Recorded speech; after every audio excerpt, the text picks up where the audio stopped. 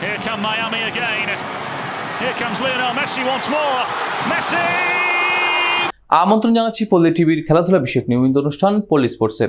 দর্শক, 38 বছর বয়সেও লিওনেল মেসির পায়ে যেন এখনো জাদু লেগে আছে।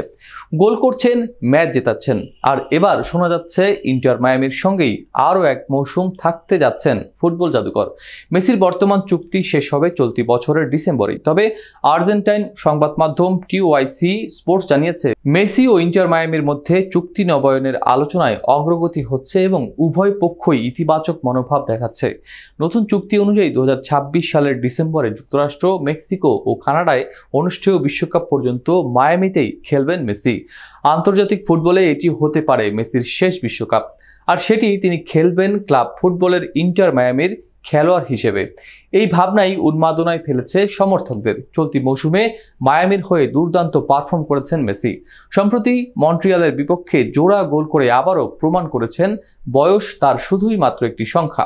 এদিকে সৌদি আরবের ক্লাব আল আহলি থেকে বড় সড় প্রস্তাব এলেও মেসি আপাতত সেই লোভনীয় ডাক উপেক্ষা করে যুক্তরাষ্ট্রেই থেকে যাওয়ার সিদ্ধান্তে অটল বলেই মনে হচ্ছে।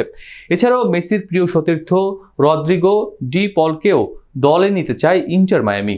আর্জেন্টিনা দলের অন্যতম চালিকা শক্তি ডি পল বর্তমানে অ্যাথলেটিকো মাদ্রিদের খেলোয়াড়। তাকে আনতে প্রস্তাবও দিয়েছে মায়ামি, তবে এখনও চূড়ান্ত সিদ্ধান্ত নেননি ডিপলের সম্মতি মিলবে, এরপর মায়ামি আলোচনায় বসবে অ্যাথলেটিকোর সঙ্গে। তবে সবকিছু নির্ভর করছে মেসির সঙ্গে চুক্তি নবায়নের ওপর।